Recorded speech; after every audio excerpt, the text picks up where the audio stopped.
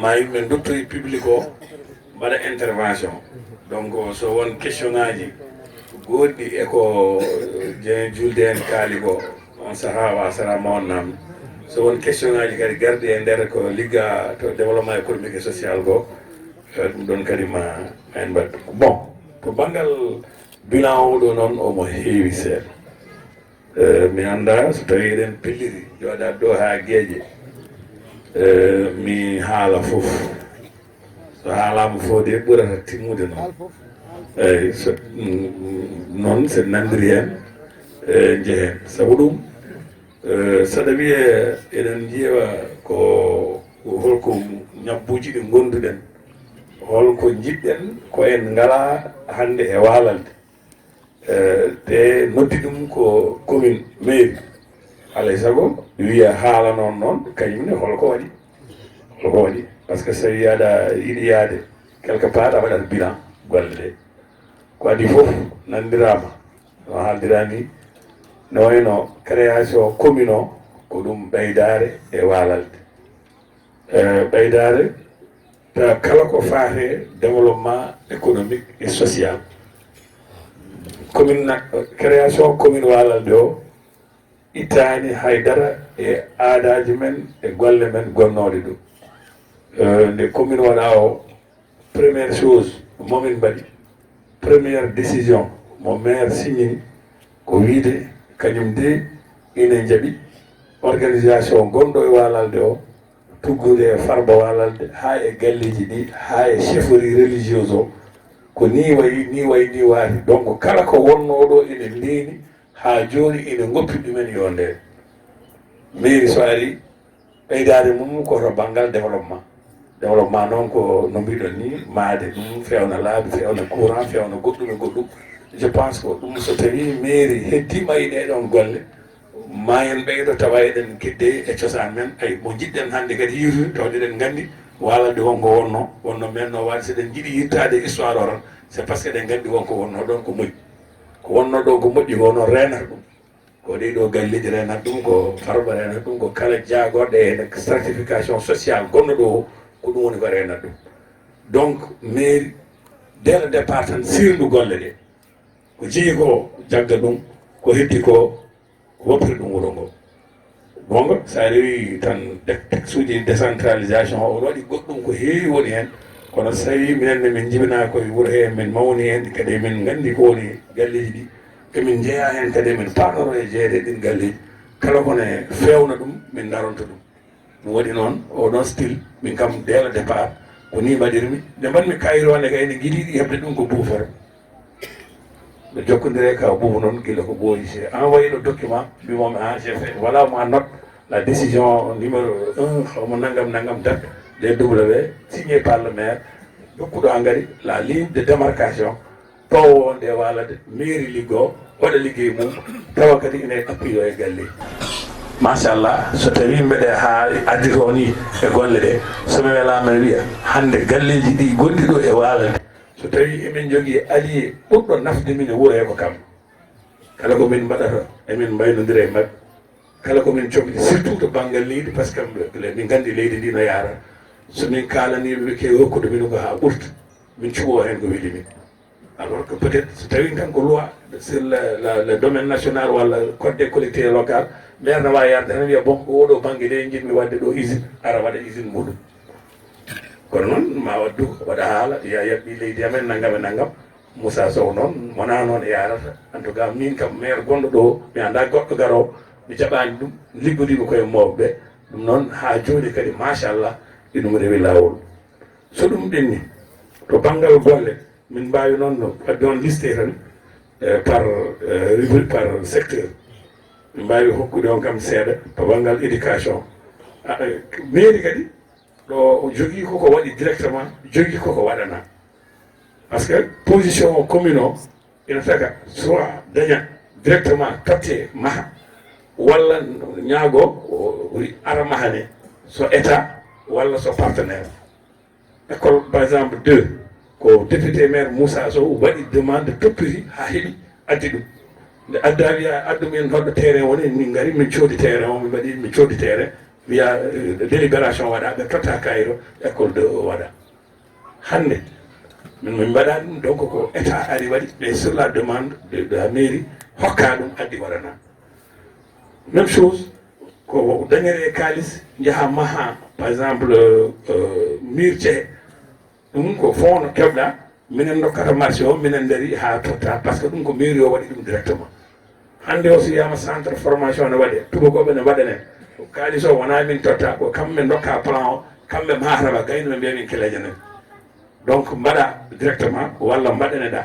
ɗum woni fonction ni wonno mairie yarno non waɗde mi listanoon ɗo gueɗe mbaɗaɗe ɗo ko action mairie waɗi ɗum waɗede walla ko wondi ɗum mairie waɗi ɗum hokkede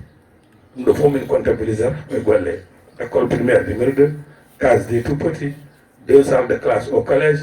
hitande pop duuɓi sappo ɗe mbiyeten communalisation o hitande pop nde école uddidata mairie ene jogui aadi mo waddata école aji kañum soodata fourniture uji kayiji bikuji e kala ko et cetera totta ɗum élevage ɗum ko duuɓi sappo joni 3 à 4 millions walla quelque fois ɓuura ɗum taw ko fourniture uji ɗum noon guila e école primaire aji hay wonɓe collège ɓe ene keeɓa hen ɗum ko aadi mo mairie o wadde e ɗon to banggal formation ɓe haali centre Pierre Berdier kono hay ñande noon sababude tan action mairie o no mbimi ni min gaddi ɗo formation e wuuro he wonɗo wonno yaade banggue goɗɗo min pooɗi ɗum waalade waɗa ɗo commune de waalade ɓiɓɓe nogas waalalnaɓe janggui toon ɓe dañi to banggal métier de carrelage walla électricité bâtiment sukaɓe nogas nanɗo e wuuro he keeɓi diplôme aji men hannde mata so dañi ligguey ɗo mbawi yiilade liggueyaji to banggal santé ne wayno maternité o ko ɗo woni ɗo arɗo haalani on ko woni toon ko 7 millions mais mairie o yaltini fewni ɗum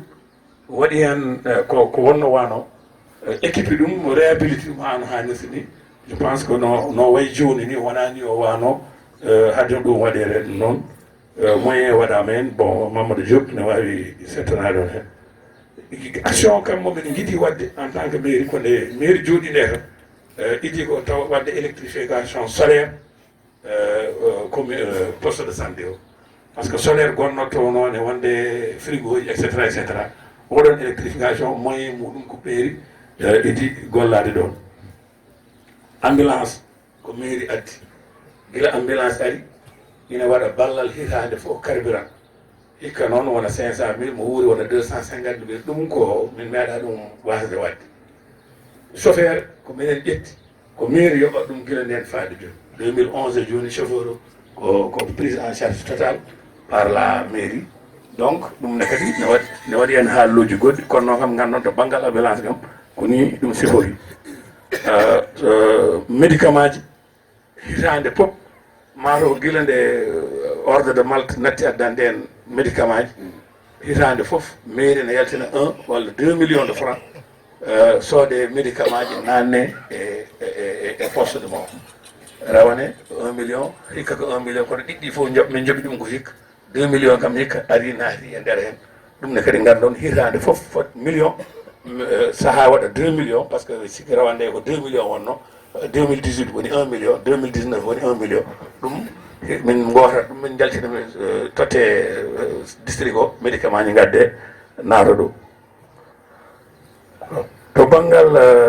pamon hande ne ko mahiri ɗo ko ɗo e wuuro ngo to banggal hôpital mo mbiyeten o caggal alene ɗum ko position mairie wonde walalde wonde commune waɗi ɗum dañde ɗum so wonano ɗum ɓuuri nan ɗo kasga ɓuuri hen doole ma gueɗe mum nan ɗon daari ɓokki hen ɓuurani ɗumen haydara walla woɗɓe ɓuurani kono en tout cas ko on position addi hay so tawi Moussa Sow ko coordonnateur pima ko wonde en mairie o addani yimɓe dañde oɗo hôpital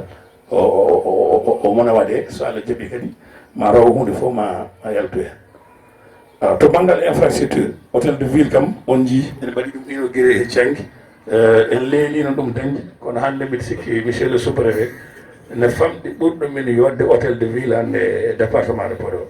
on paɓata to banggal ndiyam min pooɗi ndiyameje min nanni ɗum e leeɗe ɗe min nettoni ndiyameje min nanni ɗum e leeɗe ɗe yeehi ha won nokkuji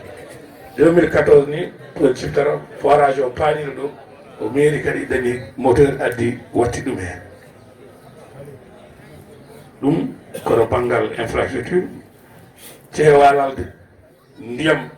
ummo cangol salluɓe fusanno ha yimɓe mbatti yaltude min gidi wadde ko digo ha gadi sagol sambu hande koko ferma hakkude men maayo mais anda fof ilam garo jaam kam ma wona towɗam ha ɓurti nde ndiyam wawa ummade ɗon gam ha gadi arta e cangol e kono min mbaari ɗum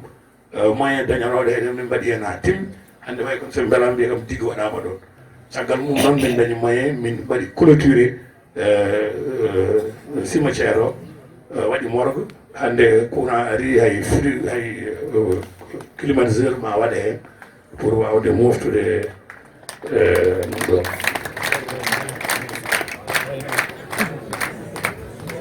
alors to jeunesse et sport min mbaɗi galle goto nde wiye maison des jeunes et de la culture nana naatiɗo wuro ngo ɗum ne heewani dañde ɗum ɗo e département o mi haala tawde sous préfet nan ɗo kalmi fof so wona gonga no heyde wona goo maison des jeunes nan ɗon 20 millions waɗa so joui fonction muɗum ko hunde wawde nafde tigui hay pijirloji mbaɗoɗo ɗo e nder wuro ɗi ko enen beela kono ha gadi waɗa ɗo ɗo wiyete ko ɗo ko terrain football yimɓe sono mbaɗa balle o ñaa mbaɗe to so wiya ɗo ko maison des jeunes so tawi fijirde walla hunde ne waɗe ko toon foti waɗoyde par ce que ko wuro ngo woytino wonde kurtuji ne mbaɗanno ɗo yimɓe mbaalo wadde musique aji ha weer min dañi kalis min mbaɗi maison des jeunes je crois que tu te rappelles bien ça hirande fof sukaɓe ko cohli ko wondi wallude ɗumen e wadde tournoi de football hokka ɗumen simisaji mbaɗa sport ɗum ala probléme ɗum fof min mbaɗa to banggal social onon mbiyata layyaji hirande fof machallah min guitta 3 millions walla ko nandi hen emin mballa ɗo miskineɓe Allah rawane boom son ciftori nde caɗele mbaɗi ɗo min mbaɗi mairie o waɗi opération mawɗo e yiilade wallude wuuro ngo nde laamu ngu itti totti ɗo heewɓe dañi hunde ɓe dañano ɗo ko komin ndendinno ko min guitti min totti yimɓe ɓe ɗum ne kadi min ñaagui ɗum koye nder walalde naaɓe jamnoɓe wadde hen ɓe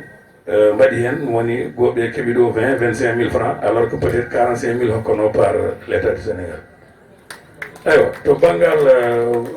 kokki ne wayno hande o kadi pamon bourse de sécurité familial nan ɗo gueɗal walalde ngal gueɗal commune adde ɗum dañde gueɗal ngal dañi ngal to banggal bourse sécurité familial alors to banggal habitat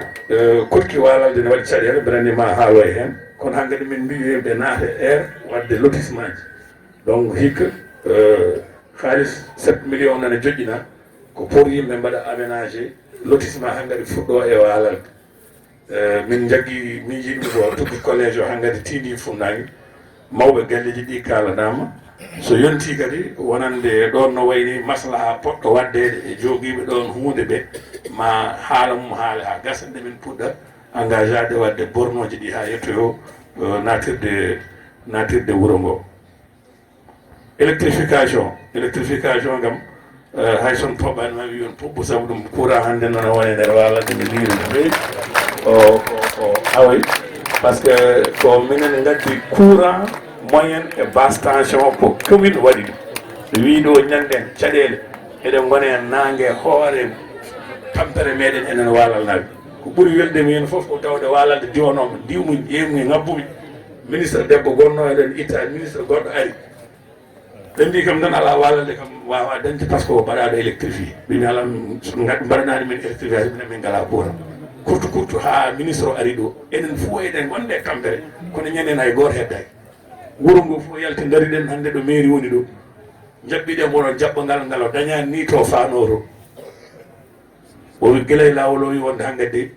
an kon ka politicien hankkadi mi jaɓi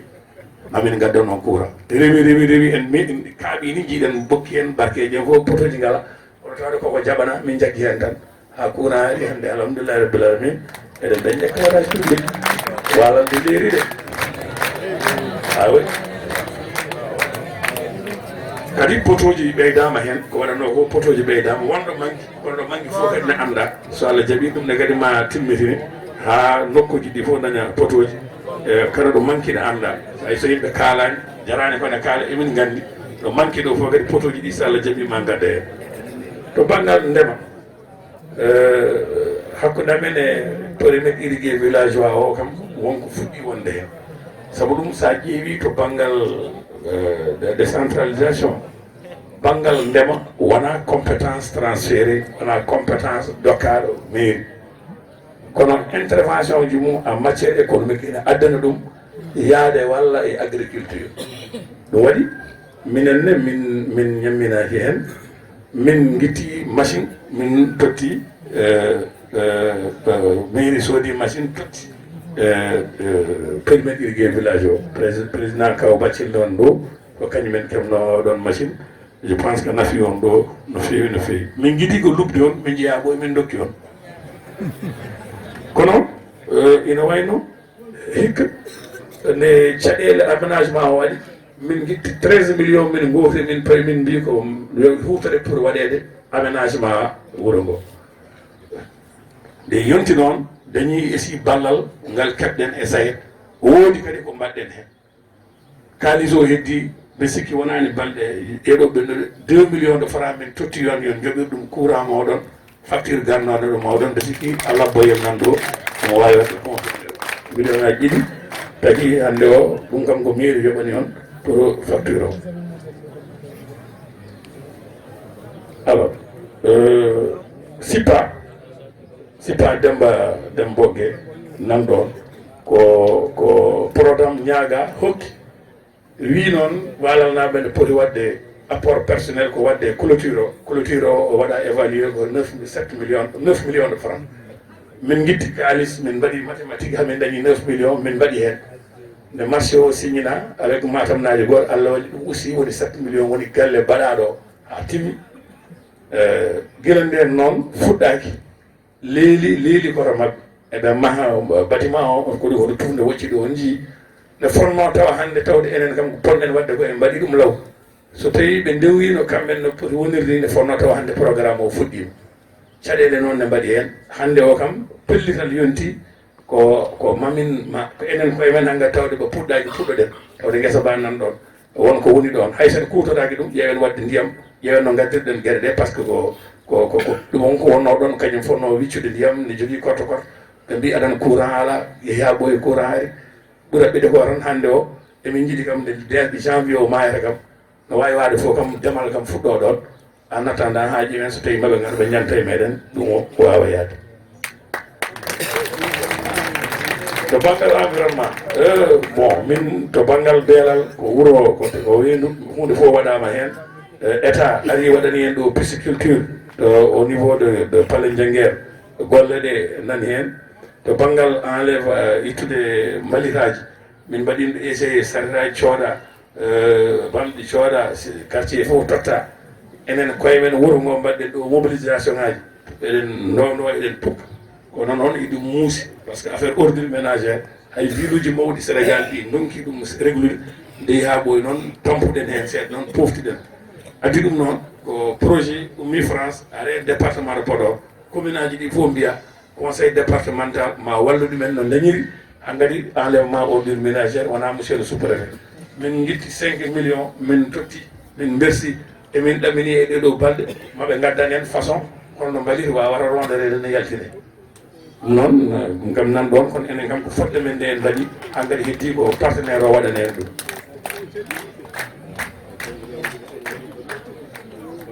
alors to banggal emploi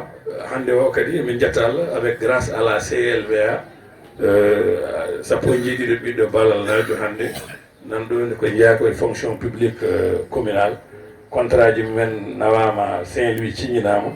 komin mbaɗatno mathématique yi no joɓrete Allah waɗi